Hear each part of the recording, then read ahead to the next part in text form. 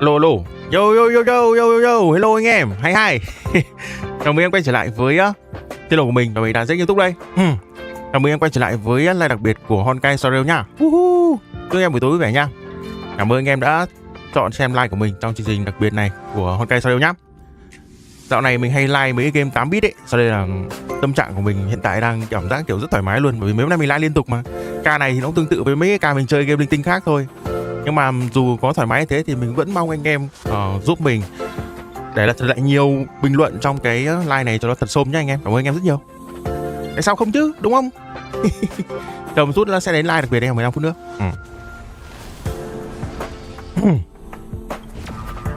Rồi mình cho anh em thấy bất ngờ này. Khoe, đến giờ khoe rồi anh em à. LệCH time. Nhầm. Đúng rồi.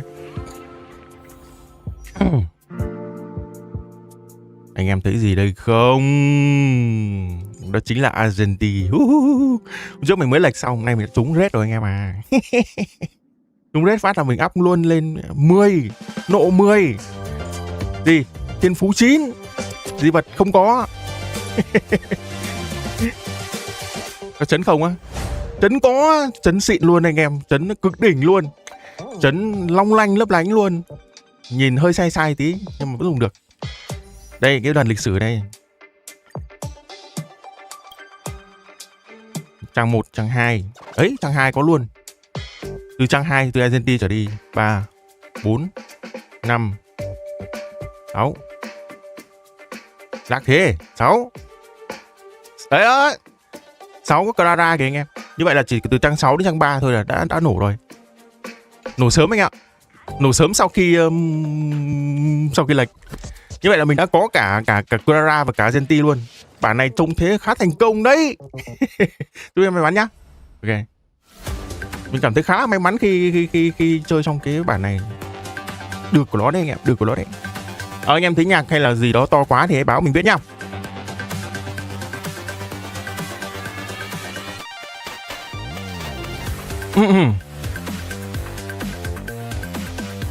Argentina đánh theo sau được. Hơi lạ tí, vẫn dùng được.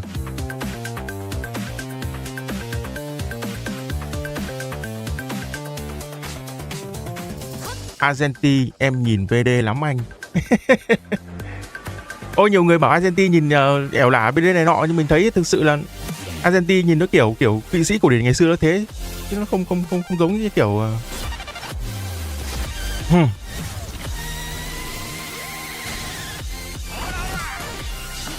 Blade 75 201 chấn đủ dùng chưa? Tốc nữa, nếu là Blade mà đi với Bronia thì nên tối ưu tốc của nó để nó đi trước Bronia. Nếu như Bronia của anh em là E0 E1 để đánh được nhiều lượt hơn. Còn nếu như mà không tối ưu thì vẫn đánh được. Cái bài này nó to đấy anh em, mà đợi tí đi. Anh em chịu khó tí đi, cái bài này nó to, lát nữa nó bé lại. Cái bài này nó kiểu cứ mùm thế thôi. Đây hết rồi đấy. Phải công nhận cái bài nó to thật sự luôn. Hết rồi.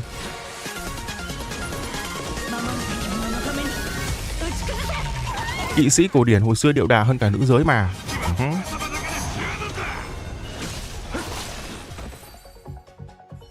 Top 242. Các bạn kia bạn ấy tiếp nhầm một số 1 thì số 2 anh em ạ. Top 242. Bạn phải gọi mình nghĩ bạn làm gì nhỉ? CO của Miugo luôn. 6:30 mới like hả? Đúng rồi, còn khoảng một chút nữa là like thôi anh em. Sắp like rồi. Chào Pháp. Nhạc nhéo bây giờ ổn rồi đây anh em ạ. Nghe nhạc thèm roll quá.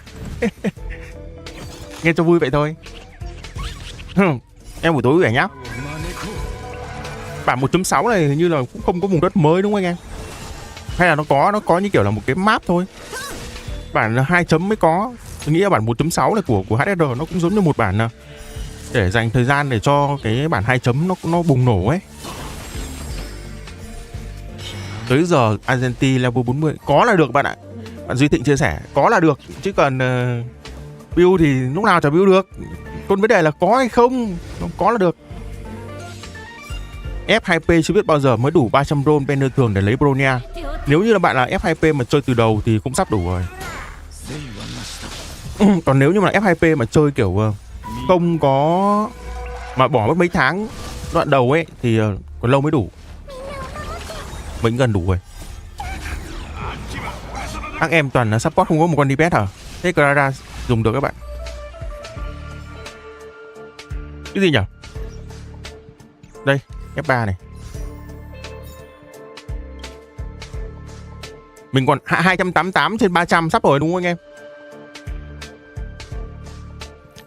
Mình sắp được chọn trong đây rồi, nhưng mà vấn đề là bây giờ mình đã đủ hết, gần hết các nhân vật trong đây rồi. Nếu bây giờ mà chọn thì nếu như anh em quan tâm mình tư vấn luôn. Nếu như anh em chưa có DPS mà thời điểm đầu ấy thì anh em có thể lấy Clara.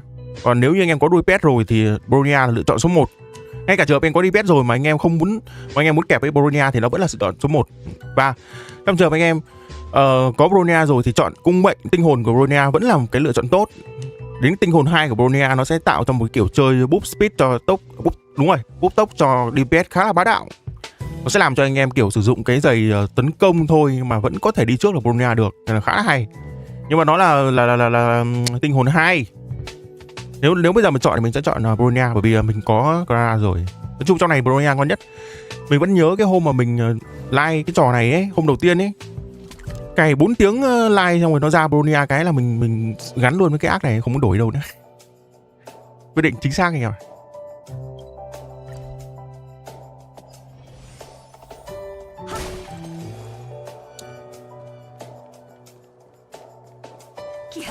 Không, mình thấy nhiều anh em cứ đề cập đến cái vấn đề là sim rồi đẹp rồi thích thì roll. Cái đấy thì mình nghĩ là không có sai, nó không sai, nhưng mà nó chỉ áp dụng cho một số ít người thôi. Đó là bản thân cái người nói thôi. Còn nếu mà để tư vấn cho người khác ấy thì phải cân nhắc đến rất nhiều trường hợp. Và trong đó thì cái trường hợp mà thích roll hay các thứ cái roll thì lên được bỏ qua và không nên cần nhắc tới, bởi vì đó là cái sở thích cá nhân. Nghe nó rất là nhảm nhí khi mà đem tư vấn cho người khác. Mình nghe nhiều rồi nhưng thực sự mình thấy nó vớ vẩn quá. Bởi vì cái đấy ai sẽ biết đúng không? Đúng kiểu nói chuyện với trẻ con ấy.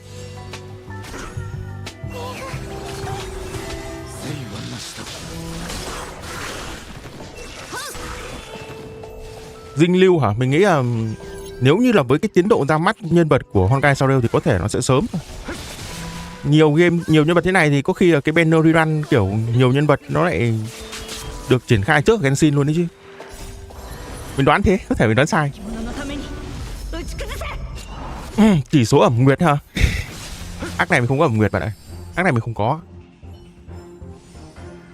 Cái hồi ẩm nguyệt nó ra ấy thì mình thấy cũng ngon, nhưng mà ở cái phần C0 ấy thì mình cảm thấy là mình không thích cái kiểu chơi của ẩm nguyệt C0 lúc đấy lắm. Nó kiểu tốn chiến kỹ và phải chơi theo kiểu là một đánh thường rồi tên sau dùng bài nã rượu dược, nên là mình không thích lắm. Và cái thời điểm đó thì mình đang dùng Bronia kẹp với cả Blade nhiều.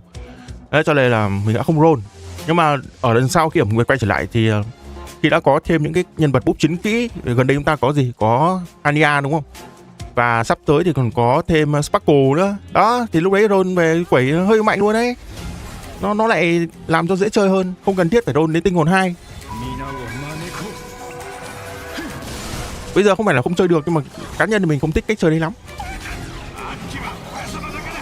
Tướng quân với Clara tinh hồn 2 hả?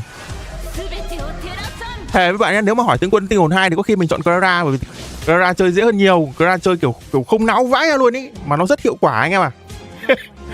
Tướng quân thì mình không nghĩ là trường hợp người chơi kiểu gà mờ có thể dùng hiệu quả đâu. Đồng ý với ý kiến of nguyệt của anh à? Cảm ơn bạn nhé. Cảm ơn em. Thanh niên quen mặt quá này. Clara 94 circle hiệu quả không? Có chứ bạn. Clara bây giờ vẫn đi sảnh ngon mầm. Quái cứ đấm nó đấm lại mà đam to chứ, đam to chứ bé đâu.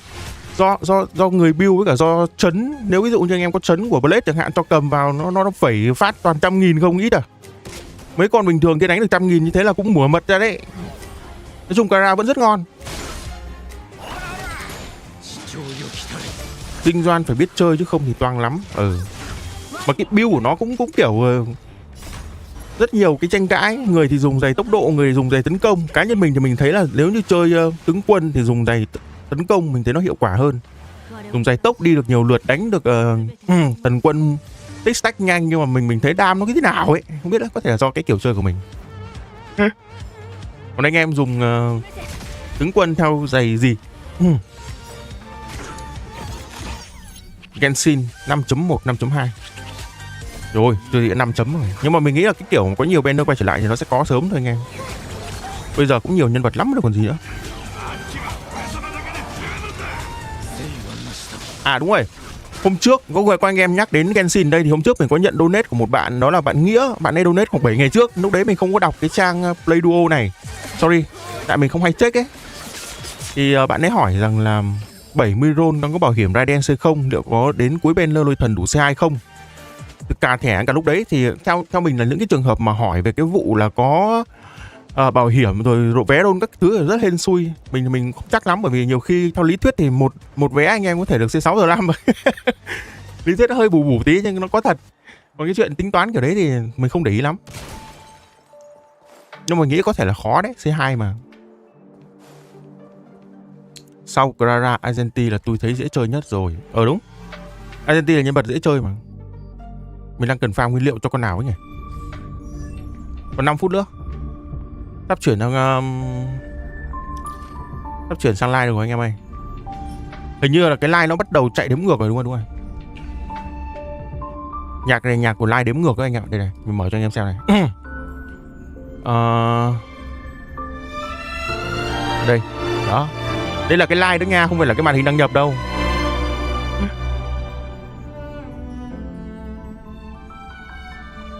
Nhạc của nó cũng to vật.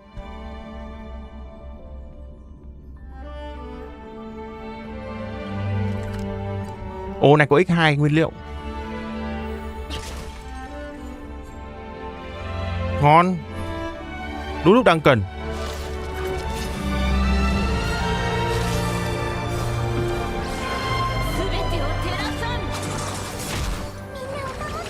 Xin chỉ số Clara hả? Mình nghĩ là khoảng tầm 65 tỷ lệ bảo cho nó nổ cho nó chắc. Mà build thế thì cũng khá là gắt, nhưng mà vẫn nên có. Còn lại sát thương một kích càng cao càng tốt. Tốc chả cần.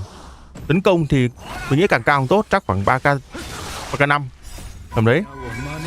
Mà tấn công của Clara nó nhiều lắm, nó có từ bộ 4 của vật lý đến từ nếu như có chấn, hoặc là nếu như anh có quyển trong sách, quyển của Heta ấy, trong shop Heta ấy, nó cũng cộng tấn công. Nói chung về tấn công của Clara nhiều lắm. Được cái hay đó là không cần phải build tốc, chân chậm cũng được. Clara xài chấn của IL được không? Mình nghĩ là cũng được ấy. Topaz Clara ngon không? Ngon, đấy là cái team com ngon nhất từ Topaz khi mà mình test này trong beta này. Dễ chơi, đam to. Được hỗ trợ bởi nó đánh theo sau liên tục. Silly á hả? Silly lâu mình không nhớ đó, nhưng mà theo mình nó cũng tương tự với các DPS khác thôi. Silly bây giờ đang thấy có cái phong trào đi chân đất, không đi giày tốc.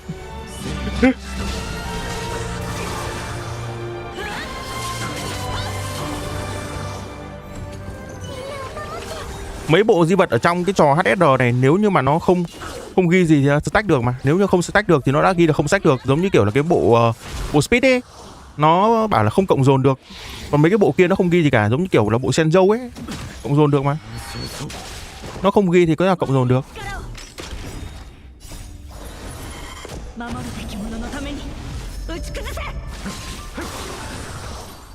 Argenti cầm nón Himeko được bạn ơi.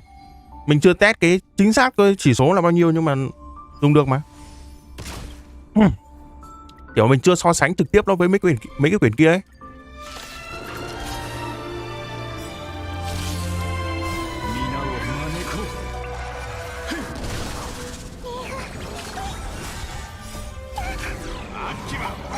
Silly không chấn thì giày tốc tốt hơn giày attack hả?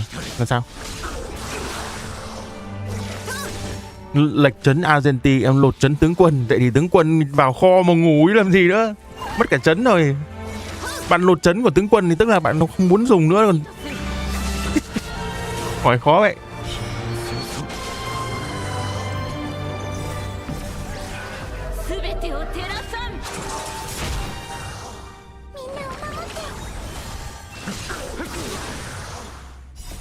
Em có Blade có lên roll chấn để hoàn thiện Blade không? Có bạn ơi.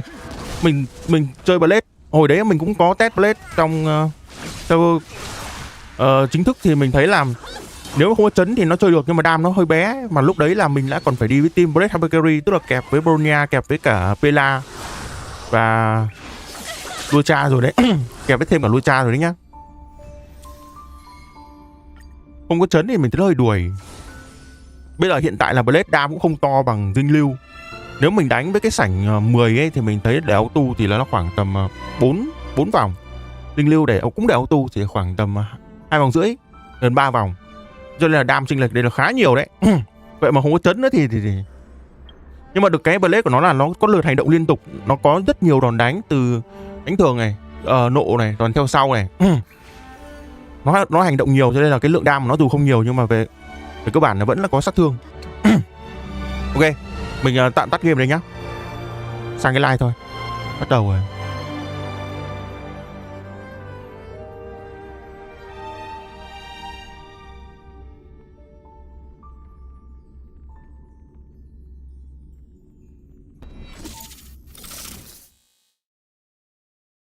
Mở phát đúng lúc luôn anh em.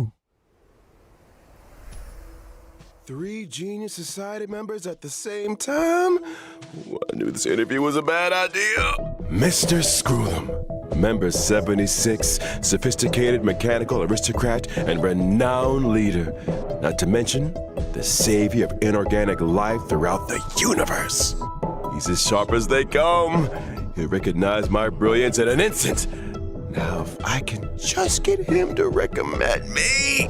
And his astonishing wisdom in the field of broadcasting has been duly recognized by Noose themselves. Ergo, the Genius Society hereby confers upon Mr. Owlbert the title of Member 85. Member 81, Ron May. She seemed like a đang điểm qua hội thiên tài anh em. person in the simulated universe. A little distant though, but what if I ask a bad question?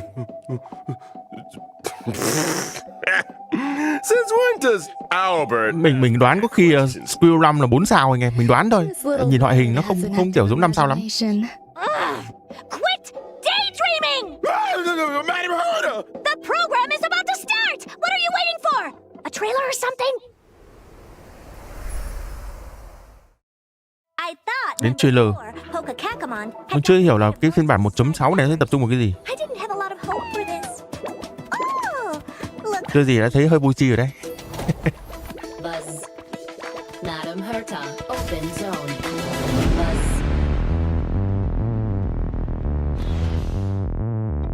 Class 1 clearance zone. Permission status.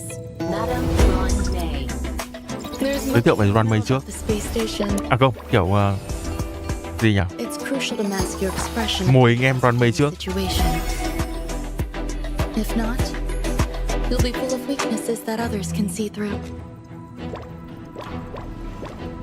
Đùa, kiểu skill của Runway gọi là mấy cái bánh đấy chạy nhong nhong cũng hay.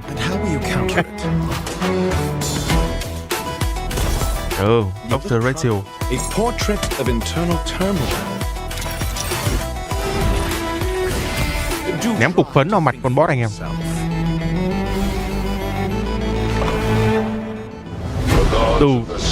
Cầm quyển sách táng quái luôn, hay không?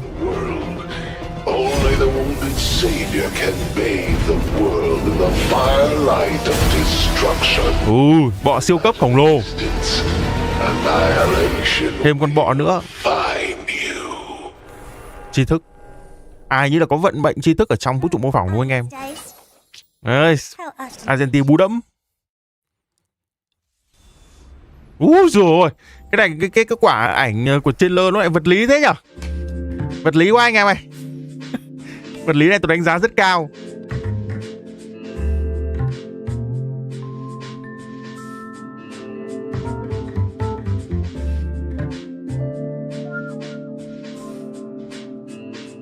Này có đúng không ta?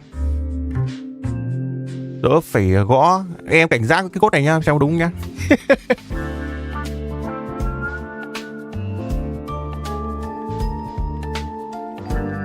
Ghim đỉnh của chóp luôn hả?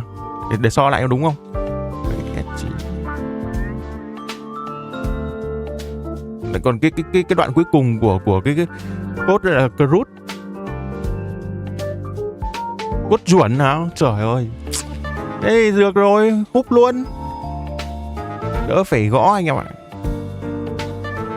Như gì giờ nó công nghiệp hết rồi. Lấy cốt công nghiệp. Nhưng mà anh em yên tâm, Lai không công nghiệp đâu. Lai vẫn là người thật. Không đúng, nó bắt đèn đây anh à? Ok, lát nữa mình có check lại mà. I'm Albert, your favorite feathered announcer.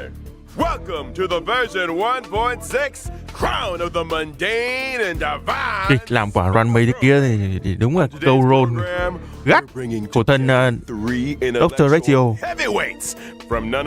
Tuyết Lãnh chia sẻ đùi chị Mây ngon vãi. người chơi ham mê hệ đùi. Whatever. Herda here. Làm cái ảnh này rõ hơi anh Dr. Radio hơi bị lép anh em à. Hello, I'm Herda. No, we're talking. Câu roll gắt quá anh ạ. Let's not forget the new face on the block, Madam Ron May. Hello, dear viewers. I'm Ran May. I suppose Tên dễ đọc ghê anh em. Viết sao đọc vậy? Mình lần đầu mình thấy đọc bừa cũng đúng. It's a pleasure to meet Skillum. you. The pleasure is all ours. Mình nghĩ Skillum có khi là 4 sao. Đấy là mình nghĩ thế, không có khẳng định. I guess the great news must have finally recognized my potential. Don't get ahead of yourself. This is a scheduled space station visit. Lucky for you, we had time. Tôi thấy một bên thận của mình đã bị mất đi. To put it another way, participating in your mình đôn cho Argentina xong rồi còn đúng 300 nguyên đọc bánh sao anh em à. of our itinerary. Two birds, one stone. Thank you. Anyhow. Nhà phát hành làm những nhân vật kiểu gì giờ hết rốn kìa anh ơi. Making a return. Đùa, rốn là anh có mà. Intelligence available Sao đâu? for release indicates the following. Madam Ron May has commandeered one of the space station zones for biological Mở thêm cái khu vực mới ở trạm không gian rồi nghe, phải không? I like to avoid attracting too much attention with my experiments, and the station had a sealed off area available. Herta was kind enough to lend it to me. big enough to spread across 3 levels. This area is a brand new domain waiting for us in version 1.6. Welcome to Đúng rồi, khu vực mới. Seclusion Zone. Due to the secrecy Khu vực mới. surrounding this zone, there's currently not a soul to be found across the whole domain. Rebuttal. Quay lại không gian Heta hay mà. Giống như kiểu là ở bên Genshin quay lại Montat ấy. In the area. Naturally, as I was saying, Cho phép lên các tầng cao hơn của trạm. in this new domain. Wait, so you still need the Ô, trồng cây. seclusion zone, Ron May? I do. Nhìn trông giống mấy cái phim viễn My khoa học research has trạm vũ trụ hay xem ghê. encountered anomalies. I was hoping the trail Bọ chỉ đáng sợ trong mấy ngày đầu thôi anh em. Mấy ngày sau thì mình thấy bình thường. Yeah, I'm not sure about the second Có nhiệm vụ cốt truyện mới. This Nhiệm is vụ a cam. golden age for biological science. No problem too big or too small, right? And version 1.6's brand new trail-based continuance, Crown of the Mundane and Divine. Trailblazers will encounter Bọ mới silly sợ thôi. the first time. Bọ lượng tử anh em. Work Hay sao? closely with her to solve the headaches of her Kháng lượng tử chứ. For example? One such headache is the result of the little life forms that Ron May has been cultivating. I'm afraid that's the Em nature vẫn of sợ bọ. biological science. Mình nghĩ là nếu với tài khoản mới thì nó vẫn khá là khó. Equal measure. Not to mention, Kháng 40% space hả? station is hiding more secrets than you might have thought. Various crises bubbling to the surface, Herta's puppet falling prey to an ambush, and a new provocation Em build ở that Nguyệt còn chưa geniuses xong. must face up to. Cứ từ từ chơi anh em ạ. Game còn dài. Small favor can't fix, right? We got the 3 geniuses here. Em toàn thua 50/50. Mình mới thua 2-3 lần liên tiếp. Albert's previous broadcasts, the adoption of a light-hearted tone usually indicates the presence Bọ mới, vật lý, băng số ảo. challenge. Thế thì Is sealed.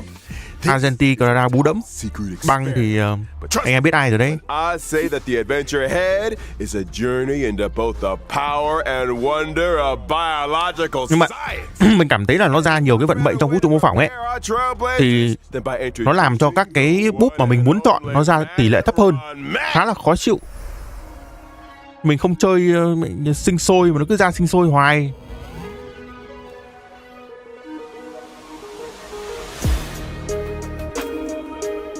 Sao đoạn này da Runway nhìn nó hơi bị xám xám ta? Đấy, đoạn này trắng hơn hẳn. Mắt mình nhìn chuẩn vãi. Đoạn vừa rồi là nó bị ám xám xám ấy. Madam Ron May is an Ice-type character following the path of harmony and member 81 of the Genius Society. From the very beginning, her research has focused on biological science. Băng. That's right. Và Biological science is a hòa hợp. boundless field. I rarely have time for leisure. And despite being one of the founders of the simulated universe, I seldom step up to the plate. Madam Ron May, I was curious. Ước được làm cây đàn của Nguyễn Mai. Behind your name. My name. Ok. My parents organized Làm cây themselves đàn nó into quá bình thường, a ước hẳn những cái gì mà nó khủng khiếp hơn đi anh em. name is simply the combination of their surnames. Fascinating.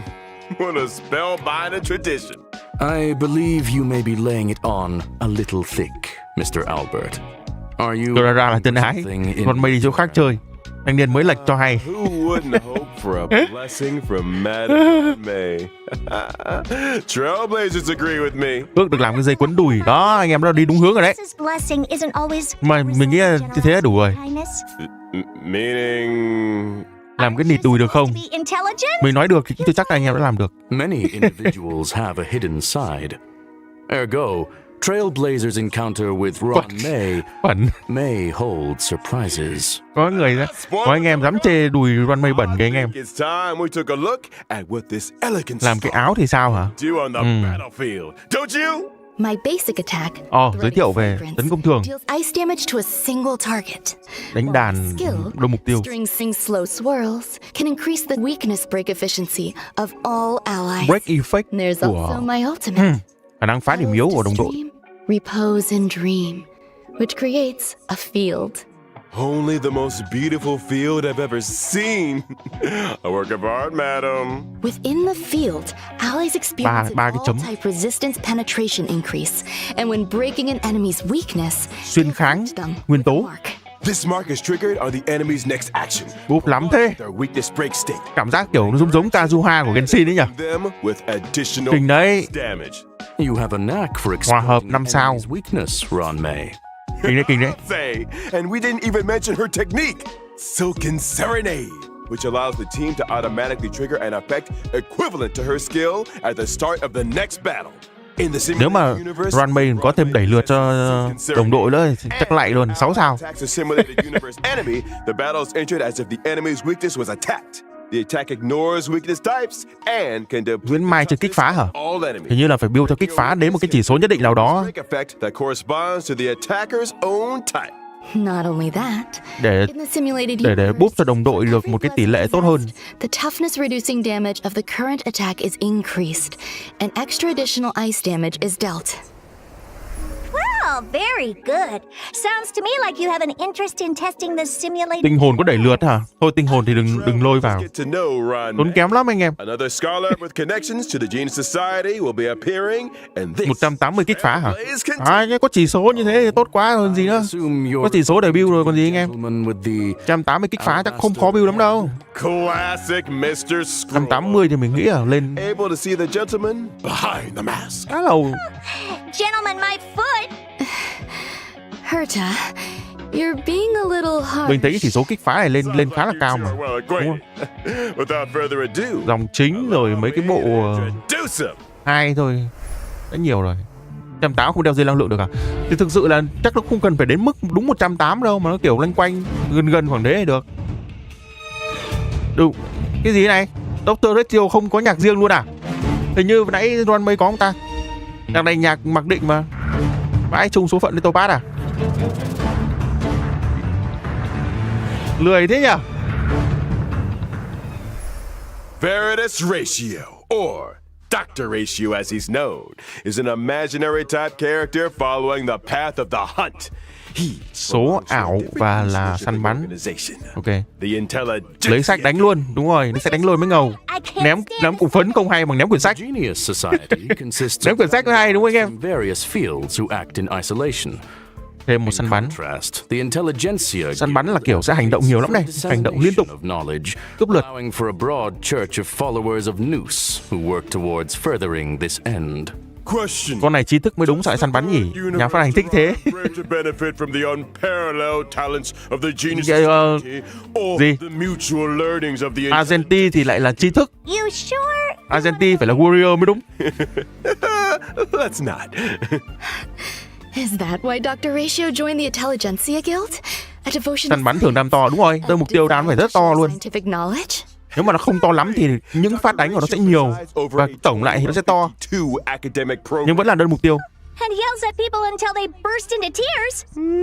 Strict teachers make for good students, and any student Dinh lưu đúng kiểu hủy diệt rồi. Mình thấy cái khá là chuẩn đấy. an expert scholar Chứng mạnh hủy diệt. expect to feel. And an emotional wreck. Ignorance is an ailment.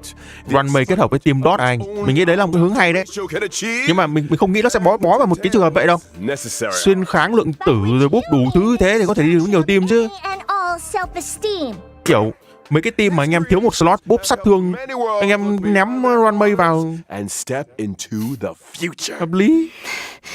I feel like we might accidentally be discussing. Perhaps I should intervene. Dr. Ratio's desire to cure ignorance with truth is well known. Runway đi với dinh lưu thì bỏ ai ra. His Tùy team chứ. prowess on the battlefield. During his basic attack, Làm team molo băng luôn anh em. Ratio brandishes his codex, dealing imaginary damage to a single target. Question: why does he carry a codex with him? Well, intellectuals enjoy persuading others with Cái quotes. tay của Dr. Ratio còn đẹp hơn tay của Runway anh em à. Takes that to mean hitting people with them directly. Dr. Ratio's skill, intellectual midwife, Bỏ Bronia ra. deals imaginary damage Cũng to được a ấy. single target, while his talent, cogito ergo sum, may trigger him to launch a Đánh bằng sách follow-up kìa. attack after using his skill. Ý mình là As cái a quyển, rigorous academic cái chiêu researcher, cầm cục phấn ấy. Ratio pays close Nè, attention to his cái cầm cục phấn nó ném nguyên quyển sách ấy. The more debuffs the enemy has, the higher the chance of him launching a follow-up attack. And let's not forget his ultimate, three-step paradox. The good doctor summons a leaning tower Một phấn là làm. through a series of precise calculations. Thề ai thiết kế ra Dr. Ratio tôi đảm bảo là ngày đi học bị ném phấn vào đầu nhiều lắm luôn. Nên mình nghĩ là cái chiêu này tôi chắc chắn 100% luôn ấy. When a target with wise man's Chắn là hay nói chuyện trong lớp. ally of Dr. Ratio, he launches his talent's follow-up attack against the target. Bị ám ảnh. And when using his technique, Mold of Idolatry, Dr. Ratio creates a dimension and taunts nearby enemies. When attacking an enemy within the dimension to enter battle, there's a chance of reducing the target's speed. Ném phấn vào cơ bắp to thế. Here, those Ném, five statues ngày nào cũng ném nó phải khác. image. Ergo, Dr. Ratio suffers from a certain degree of narcissism. To put it mildly, Also in version 1.6, Trailblazers will finally be running into an old friend. The elder of two siblings, very different from the other, yet bound to her all the Ném phấn same. 1 triệu đam. It's Hanya's elder sister, Shui. Ồ, Suy gì như thế đam cũng khủng lắm hay sao ấy. Hủy diệt đúng không anh em? Mình đọc bộ skill thấy ảo lòi ra.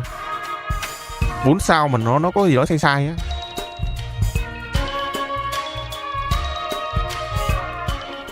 Mà lúc đầu mình bảo sao nhìn Sueji kiểu cảm giác nó creepy thế nào. Hóa ra hôm trước mình đọc cái tin nhắn của Hania mới biết. The system was constructed Hồn ma. on behalf of the Ten Lords Commission. The commission agreed that for every culprit Shui apprehended, she would be rewarded with a half-day's wake span. A reasonable arrangement. Better than my one. Like her sister Hanya. Chết rồi đúng không? Mà sao thấy creepy vãi?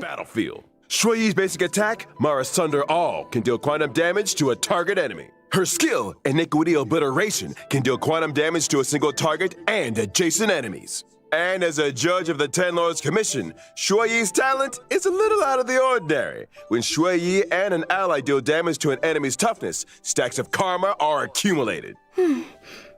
So she's good at trying criminals? The best! When karma stacks to the upper limit, Shui Yi immediately launches a follow-up attack on the target enemy, dealing quantum damage. Her ultimate, Divine Castigation, can deal quantum damage to a single target and toughness depletion that ignores weakness types. The more toughness depleted, the greater the damage. Breaking weaknesses irrespective of type. These Xianzhou natives are cold. Wow, quả skill ảo lòi luôn. Uses her technique, summary execution, to attack an enemy in Ui, after battle. có là tàng hình lao lên xiên anh em. Phải bí kỹ. Yes, sir. It's time. We talked about version 1.6's banners. During the first phase of version 1.6 in the character Tròn mây ra trước. floral triptych and a lost soul. Đi cùng với cả Seiji luôn. Có cả Tinh Jun. Banner một ngon phết nhỉ. Ron May and Blade, respectively. Not to mention the 4-star character Shui Yi. Blade joining rerun cùng. 1.6's first phase character warp. Blade rerun trong cái Bandage guy. nửa đầu. Now, during the second phase of version Nửa hai. 1.6 in the character event warps, Nửa 2 thì cái banner này không hấp dẫn lắm. Trailblazers can obtain Rectio sao lại có cái dàn 4 sao lại bủ hơn cả Kafka respectively. Ron May thế nào nhỉ? I wonder when that lady might be making a return. I'll be glad to see the Cấp ca lửa 2. And let's not forget light codes. Mình thấy cái dàn đầu tiên hợp lý hơn. The drop rate of the 5-star light code Nửa sau nó thế nào ấy? itself in the mirror will be boosted. And in the Bicone Reminiscence Light Cone event warp, the drop rate of the 5-star light cone, the unreachable side, will also be boosted. Version 1.6 is Dinh Doan đâu hả? Dinh Doan đang ở trong kho này bạn ơi. 5-star light cone, the baptism of Vãi của Trấn. Dot, entering the light cone event warp. Tôi đang chơi game hentai à? Relaxes both the body Cái đéo gì vậy? and the mind. It is of great benefit to our consideration of both the universe and philosophy. Check out the yellow ducky. Này chắc các chị em thích roll. The aforementioned Bygone Reminiscence Light Cone event warp, the drop rate of the 5-star light cone, patience is all you need, will also be boosted. Whew. Light cones, it's been a pleasure. I think it's time for some mental recuperation. Stay tuned for Chấn ảo ma thật sự anh em ạ. Cốt tiếp theo. Đến giờ làm ảo thuật rồi.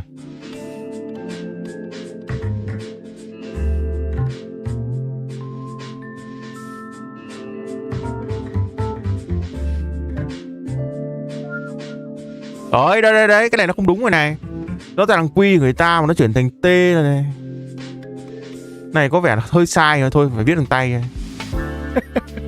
Còn này chắc phải viết bằng tay.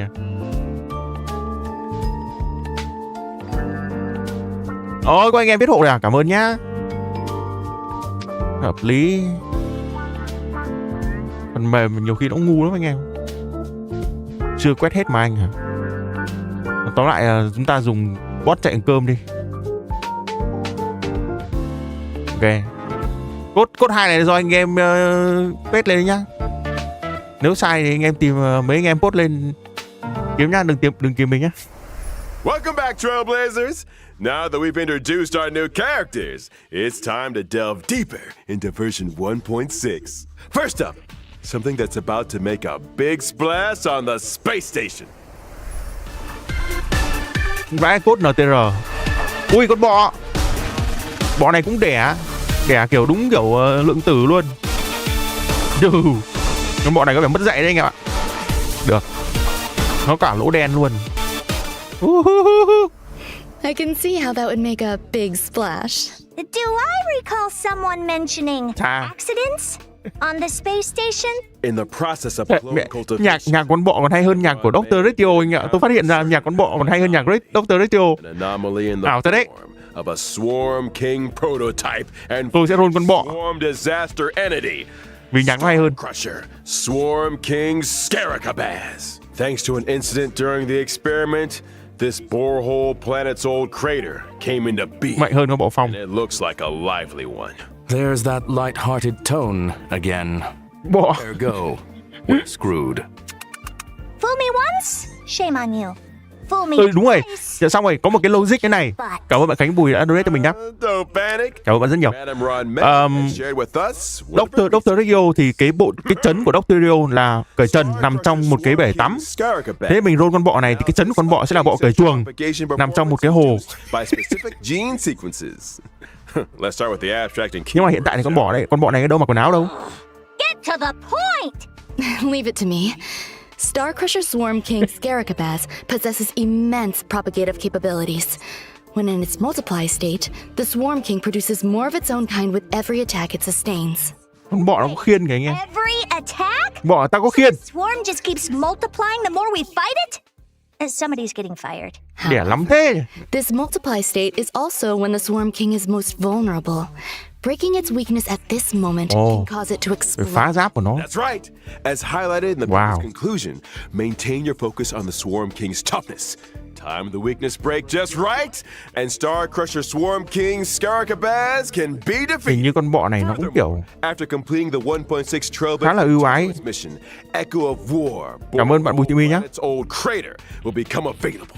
Complete this challenge to obtain the advanced trace level up material. Đây là boss tuần mới phải không anh em? Whole planet disaster.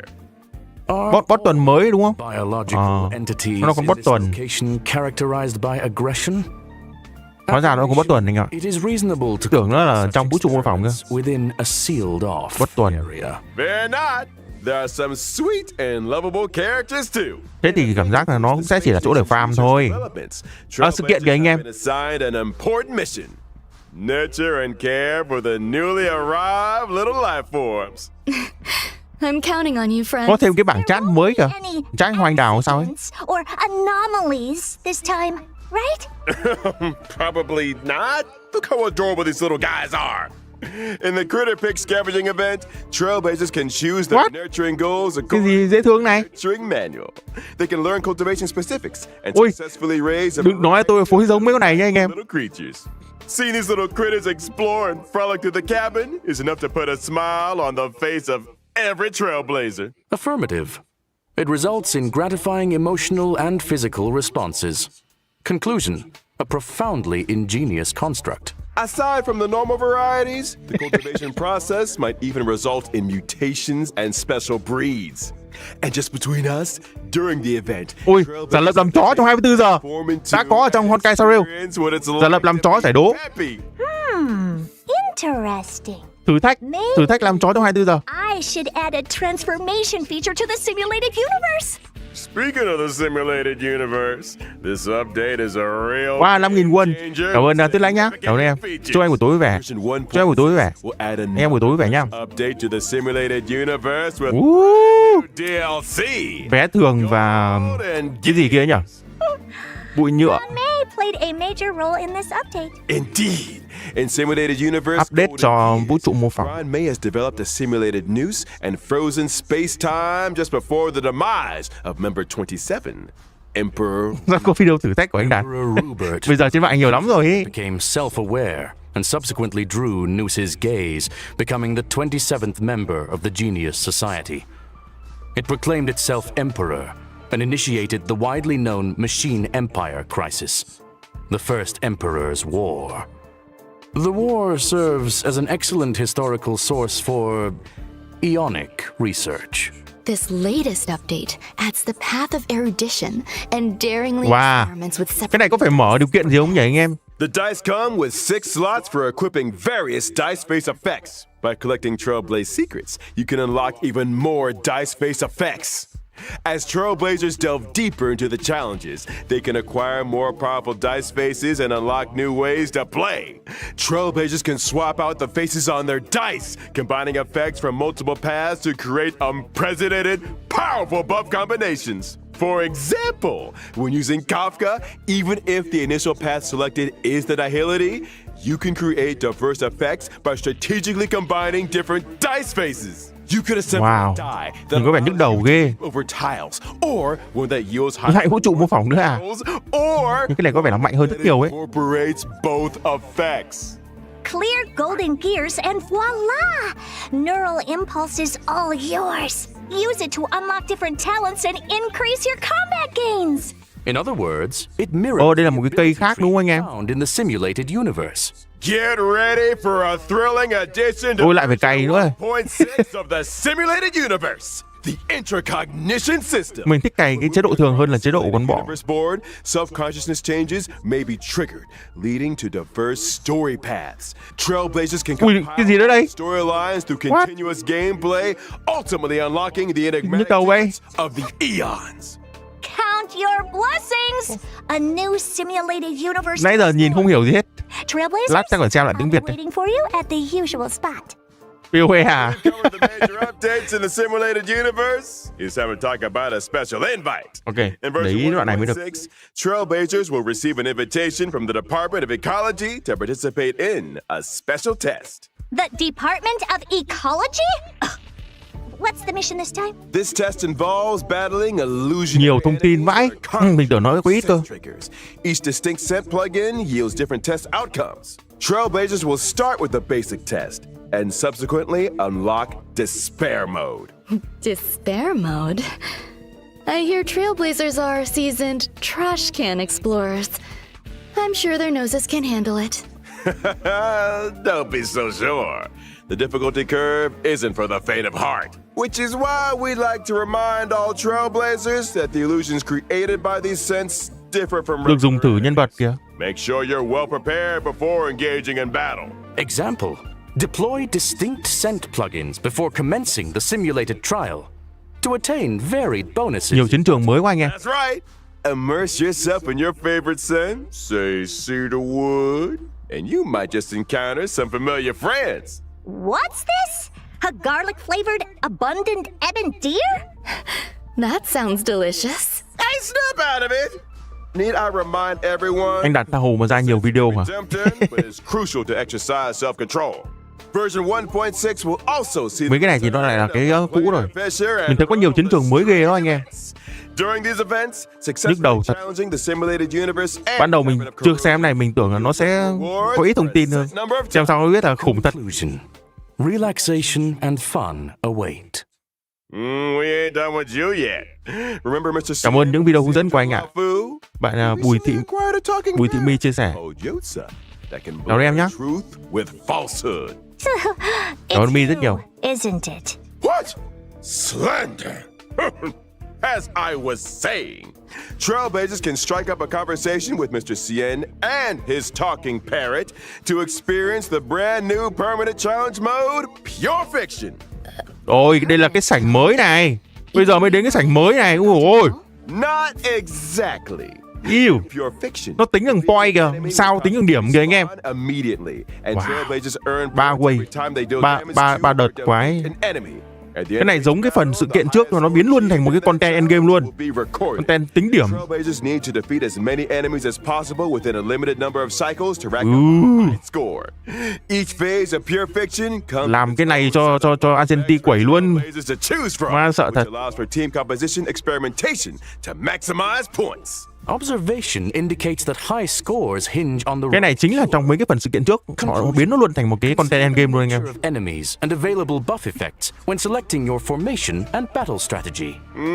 Goodness, I'd have better myself. A quick update. Làm thế này thì cái sự phân hóa giữa các cái Fiction, class nó càng rõ ràng hơn. whopping 720. Có thêm cái vật phẩm gì mới hình cái lông chim kìa anh em. Guess what? Completing specific stages for the first time will earn you the 4-star character. Ôi, link. được miễn phí link đúng không? 720 Stellar Jades? Chỉ cần qua cái màn 2 kìa. In version 1.6, Phây nào cũng được. Ui, đằng sau nó còn có thêm cả cái hình cái phi thuyền. Và tầng 11, 12 đây rồi. Securing a 3-star victory in these new stages. Úi giời ơi. It's an extra 120. Sợ hãi các kiểu. Combine that with the first 10 stages, and you're looking at a grand total. Ui, nhìn cái phong, nhìn cái nền của nó nhìn cũng kinh. Giống bắt đầu giống ấy rồi đấy. La Hoàn Thâm Cảnh cái đấy. Nhìn kinh phết đấy. Có auto được không ta? Self-modeling resin in the newly added shop. Sounds neat! Má nhìn kinh thật. Are Trailblazers seriously expected to take on more permanent challenges each time there's a new version? That's gonna eat into our simulated universe. Auto tới chết luôn anh em. Tìm cách auto tầng 11, 12. Đây là cái đã có trong cái bản tin nhà phát triển rồi. Cái Pure Fiction nó sẽ xuất hiện song song cùng với cái Memory of Child là sảnh đường. Every Memory of Chaos update will be followed 2 weeks later by Pure Fiction event. Ra thêm 10 tầng đi chấp. 2 weeks after that, a new Memory of Chaos will start. In which case, each version contains 3 such updates, meaning that Trailblazers can obtain a maximum of 2,160 Tầng 9, 10 vật vờ mãi mới qua. across the Forgotten Hall and Đấy là auto thôi, events. nó đánh vào tay nó sẽ nhanh hơn thôi. addition, the availability of each phase of memory of Nhưng mà chaos. đúng là tầng 9, tầng 10 trong một số cái lần gần đây mình thấy nó khá là khoai đấy nha. This means Như that mùa when a trước new ấy là phase of memory of chaos vừa khít, starts, nếu auto. the previous phase Tất nhiên là do mình sắp team lười. Còn nếu sắp team tốt hơn thì chắc dư khoảng vài vòng. Thế cũng khá là căng. Không biết tầng 11, 12 sẽ thế nào. Will have more time to plan their Hy character vọng nó không quá khó. and to experience challenge gameplay. You got it. And I almost forgot about another significant new feature in version 1.6. Get ready for the Forgotten Hall auto clear function. Quick unlock. After the 1.6 Cái này để cho chúng ta đỡ phải đánh lại những cái tầng đầu. challenge the highest memory of Đánh cái tầng 7 trở đi. chaos they previously cleared. Nếu anh em đã clear trong cái mùa trước rồi. On achieving a 3-star victory, they instantly receive all rewards from the preceding stages. Just heads up that stage 7 is currently the highest stage that Độ khó tăng lên khá đấy anh em ạ. Mình thấy thế. Whoa. In other words, as long as I've achieved a 3-star victory in stage Cảm thấy khá là may mắn vừa đã roll được Argentina vừa rồi. Để có thể thử với mấy con ten này. I can get my hands on rewards for the previous 6 stages. Precisely. 1.6 có vẻ rất nhiều đá. Trailblazer Có khi thế đấy. saver, it would seem. That's not all. The 1.6 update will further improve the user friendliness of the team setup in the Forgotten Hall. As Trailblazers progress through stages in Forgotten Hall Memory of Chaos, the team setup from the previous stage will be carried over by default. Plus, with the new team setup switching and Đánh từ tầng 1 lâu vãi ra. Bây giờ không cần làm thế nữa rồi. adjusted at the drop of a hat. Impressive. Bây giờ đánh Seems that optimizing Trailblazer experience khỏe là phải đánh từ tầng 7 thôi. Absolutely.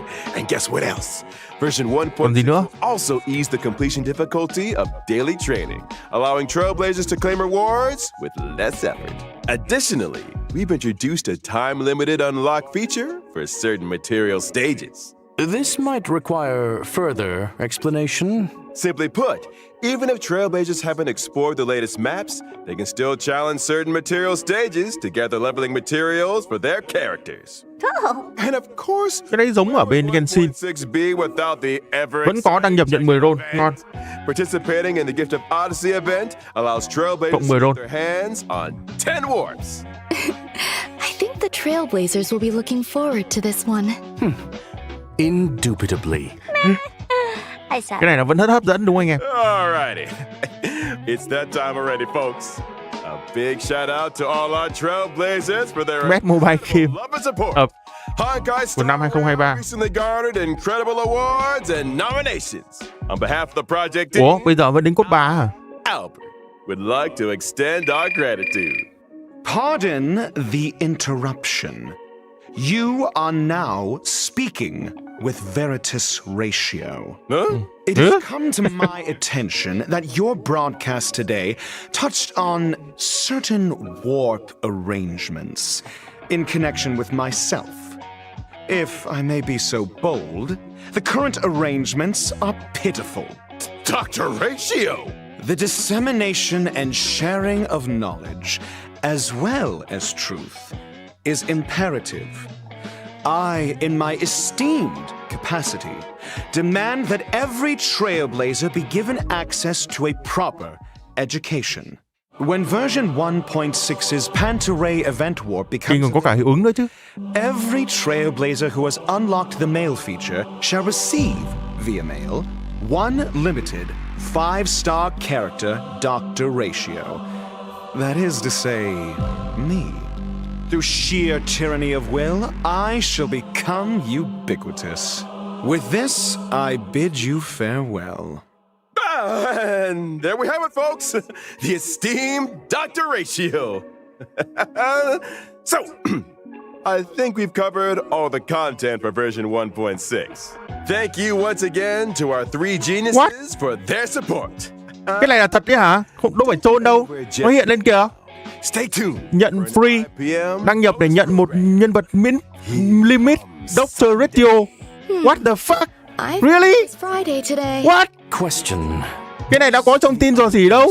Cái đéo gì vậy? at the weekend. Khi vậy Genshin quả này phải làm cách mạng rồi anh em ơi. Universe testing. Bảo sao Dr. Radio không có nhạc riêng. Talking about Trong cái ad thì cũng làm sau quả cả talking about Runway, next. nhưng mà nó là miễn phí. Có thật đấy. What the fuck? Ảo ma vậy.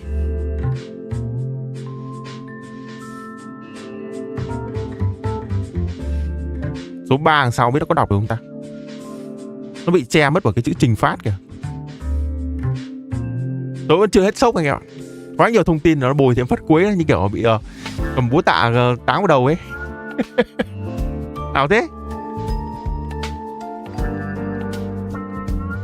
Sao không được ta? Ôi anh em nhanh hơn, lấy của anh em cho nhanh. Vai thật, chóng mặt quá. Chóng mặt quá anh em ơi, tôi bị chóng mặt. Thánh chiến, tôi kêu gọi anh em. Thôi, anh em tưởng thật thì chết. Má, không thể tin được. Ladies Mà Dr. Ratio trong cái trò gì là đam của nó cũng kinh phết đấy. and welcome to the Mà limit chứ. Ảo thế. Festival Conference. I'm your host. Sao nó lại có thể có cái như thế được nhỉ? Once in an Chưa có thông tin dò gì về cái vụ này đúng không anh em? here at hand. Có thì tôi phải biết chứ. Eyes of the universe are fixed Có thật firmly đi. on the planet of festivities. Được giải mà cho hẳn một con 5 sao limit. We'll be bringing you all the latest Genshin trước cũng có giải mà. festival. First, let's give a round of applause and welcome the organizer of the festival. Nó khủng đến mức mà mình không dám tin được sự thật luôn. Nãy giờ anh em vẫn chưa tin đúng không? Sunday. Good evening, dear viewers. Ui, Adventuring này, Sunday. lích thêm nhân vật nữa này.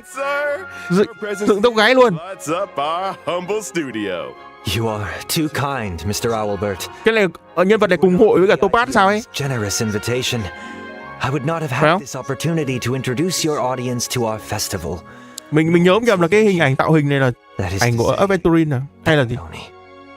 Penacony is Sunday hả? located in the Hay là nó đổi tên rồi? star system. It is a Giới thiệu về Pelaconi anh em à? universal repute, known to many as Sunday. the planet of festivities. Our guests will be staying in the Reverie, a luxurious trên. hotel where one may travel freely between reality and dreamscape. Mình nghĩ là giống trường hợp Uniquely yours. Hanabi đổi tên thành Sparkle ấy. What makes this festival different from the previous ones? Charmony Festival is a Penacony tradition with a long history, and we have built on that foundation to achieve something truly extraordinary. Sao? The family on Penacony has, for the first time, Quá nhiều thông tin, quá khủng khiếp. invitations Phải tóm to tắt cũng mệt various đi. factions of the cosmos, welcoming them to partake in our magnificent ceremony. Members of the 5 great families, which together make up the family on Penacony, as well as staff members of the Reverie, are united in welcoming the universe to our home. Adventuring tóc vàng đầu kính. Vậy là mình nhầm á? Có thể là mình nhầm á. Nhưng mà đây là nhân vật mới, chắc chắn cái đấy không nhầm. You heard correctly. On behalf of the Giới thiệu luôn này. Robin will be singing at the opening of the festival in honor of the Eon of Harmony. My sister has already arrived in Tự lích luôn. and dress rehearsals are well underway. Our guests are in for quite the show.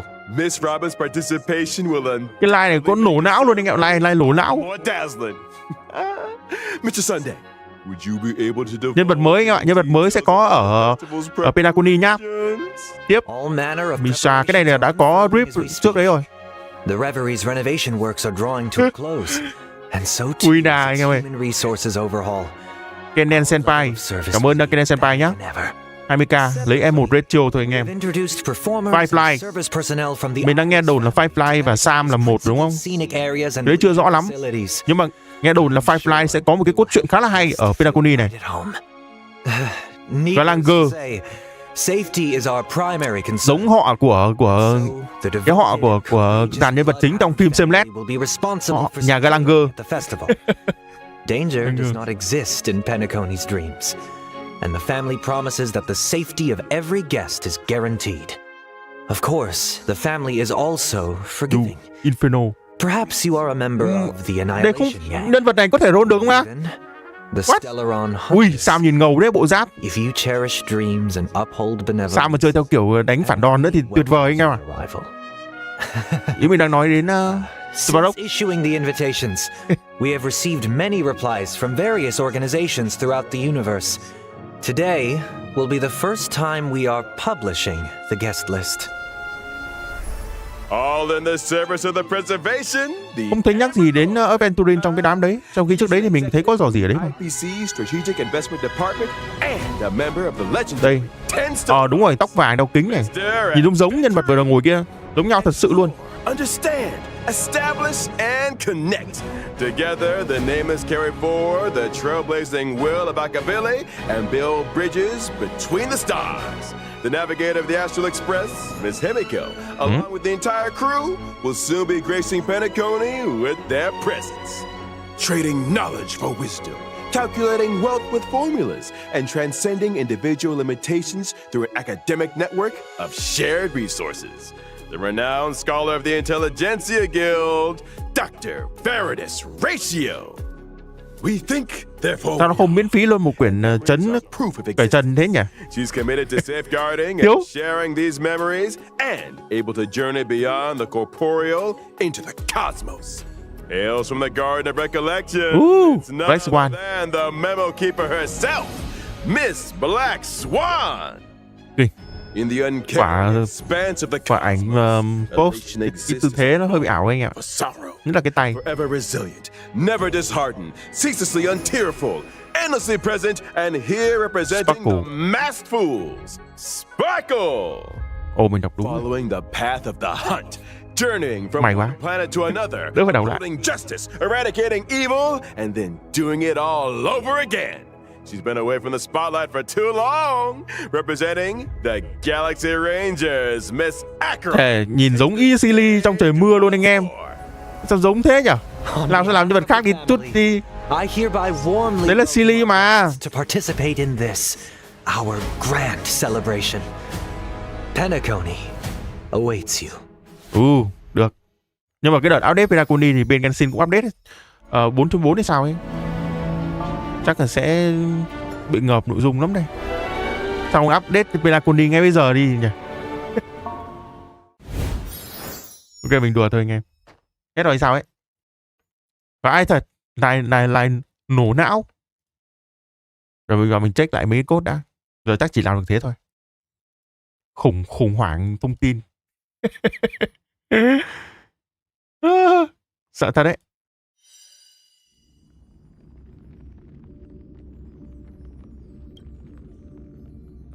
Lần đầu mình thấy có cái like của HSR mà nó khủng khiếp thế này. Khủng nhất là quả Dr. Rectio gọi đến. Đầu mình tưởng chôn cơ. Nó hiện lên thật lên trên cái like luôn. Cảm giác kiểu đây không phải mi chó ấy các bạn. Sai thế nào ấy. Cái gì đó sai. Tại đâu mình không biết. Mình thấy trong leak Dr. Riddle đam khủng phết đấy chứ. Không phải quá to nhưng mà cách chơi của nó như khá hay. Một đúng rồi này. Mi chó này lạ quá, tôi không quen tí nào ấy. Quá khủng khiếp.